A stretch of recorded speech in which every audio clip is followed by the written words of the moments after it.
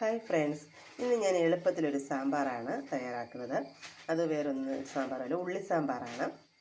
അതിന് ഞാൻ കുറച്ച് 250 ഗ്രാം തുമര എടുത്തിട്ടുണ്ട്.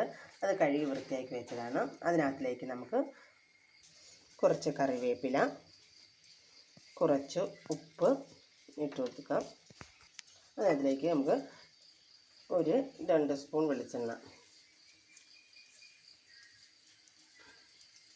ഒഴിച്ച് ഇനി നമുക്ക് 2 ഗ്ലാസ് വെള്ളം കൂടി ഒഴിക്കാം.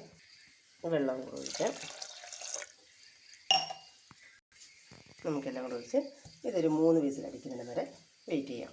നമ്മൾ അടപ്പ വെക്കുന്നതിന് മുമ്പ് ഞാൻ എൻ്റെ കട്ടക്കായമാണ്, അതുകൊണ്ടാണ് ഞാനിപ്പോൾ ഇട്ടത്. പൊടിയാണെങ്കിൽ ഇപ്പോൾ ഇടണ്ട.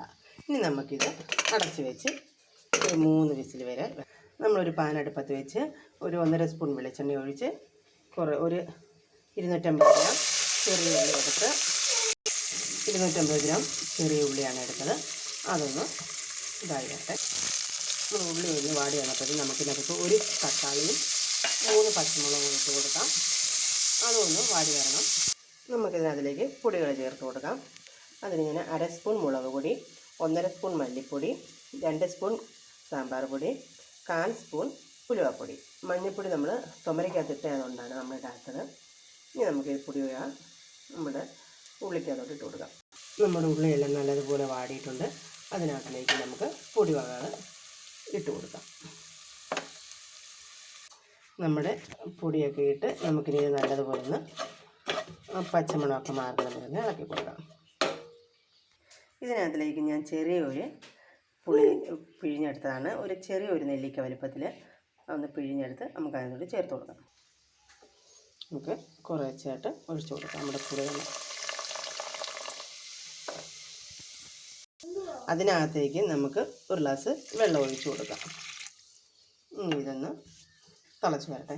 നമ്മുടെ പരിപ്പ് ഇവിടെ നല്ലതുപോലെ വെന്തിട്ടുണ്ട്. അത് നമുക്ക് നമ്മുടെ തിളച്ച ഉള്ളിയിലേക്ക് നമുക്ക് ഒഴിച്ചു കൊടുക്കാം. നമ്മുടെ സാമ്പാർ ഇവിടെ പരിപ്പൊക്കെ ഒഴിച്ച് റെഡി ആയിട്ടുണ്ട്. ഇതൊന്നും കൂടെ ഒന്ന് ചൂടായി വരണം.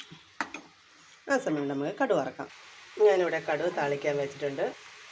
കടുക് പൊട്ടി വരുമ്പോഴത്തേക്കിന് നമുക്ക് കറിവേപ്പില, മല്ലിയില ഇട്ട് കുറച്ച് കറിവേപ്പില, കുറച്ച് മല്ലിയില നമ്മുടെ കടുക് വറുത്തൊഴിച്ച് ഇനി നമുക്കൊന്ന് 2 മിനിറ്റ് അടച്ചു വെക്കാം.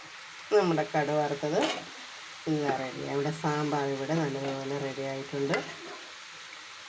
കണ്ടോ? ഞാൻ ഇതൊരു പാത്രത്തിൽ ആക്കാം. അങ്ങനെ നമ്മുടെ ഇഡലി സാമ്പാർ ഇവിടെ റെഡി ആയിട്ടുണ്ട്. ഞാൻ ഈ സാമ്പാർ കൂട്ടി കഴിക്കുന്നത് ഇഡലിയുടെ കൂടാണ്. എന്താണ്ട് ഞാൻ നല്ല കണ്ടോ?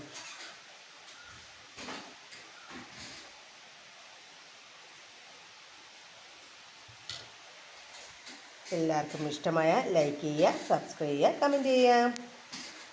നല്ല ഇഡലി, നല്ല സ്പോഞ്ച് ഇഡലിയാണ്.